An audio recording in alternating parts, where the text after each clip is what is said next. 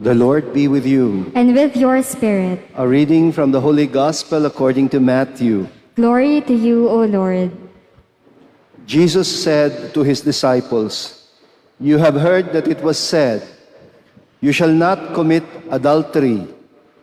But I say to you, everyone who looks at a woman with lust has already committed adultery with her in his heart.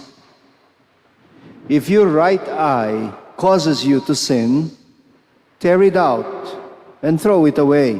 It is better for you to lose one of your members than to have your whole body thrown into Gehenna. And if your right hand causes you to sin, cut it off and throw it away. It is better for you to lose one of your members than to have your whole body go into Gehenna. It was also said, whoever divorces his wife must give her a bill of divorce. But I say to you, whoever divorces his wife, unless the marriage is unlawful, causes her to commit adultery. And whoever marries a divorced woman commits adultery." The Gospel of the Lord. Praise to you, Lord Jesus Christ. Please be seated.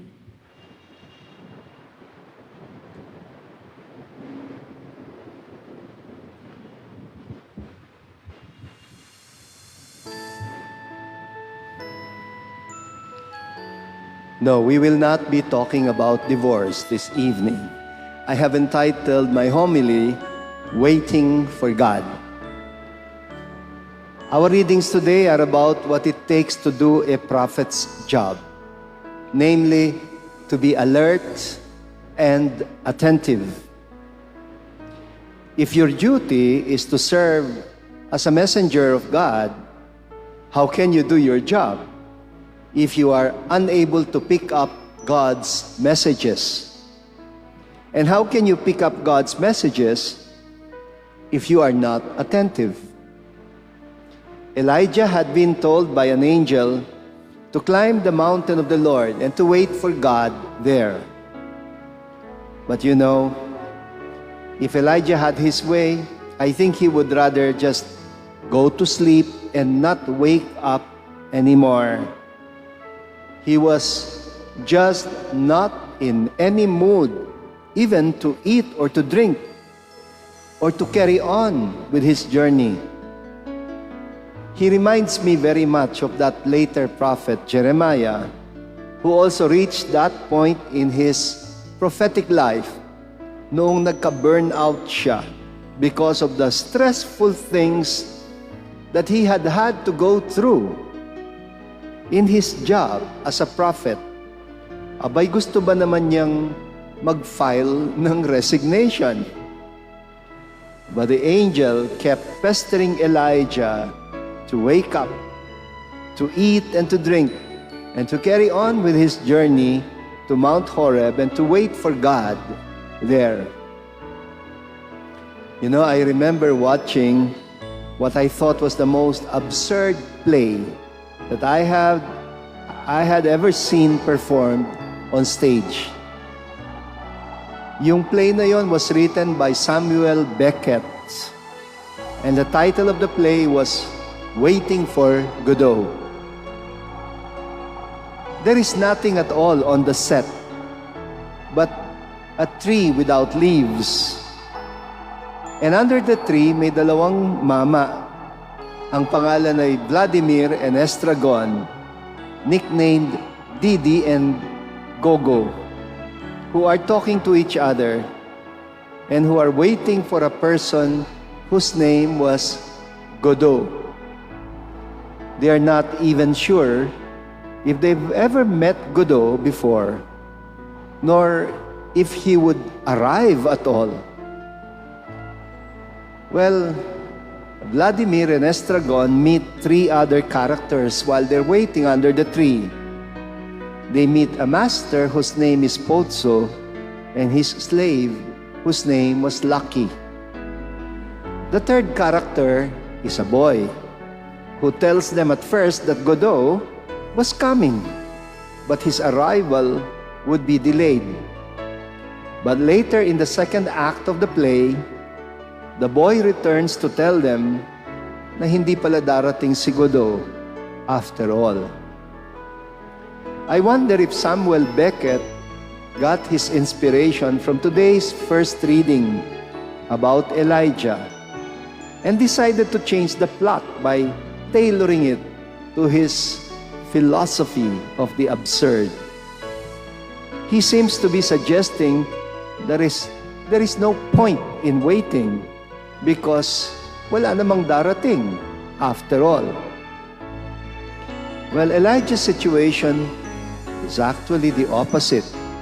He is emerging from a state of meaninglessness to a renewed prophetic zeal by obeying the command of the angel. And while he is waiting for God, he experiences three dramatic events. Una, a strong wind. Pangalawa, an earthquake. At pangatlo, a big fire. But the author keeps saying, but the Lord was not in the wind, was not in the earthquake, was not in the fire. Well, how did he know? It could only mean that Elijah was already familiar with God's presence, with God's ways, from his previous experiences as a prophet.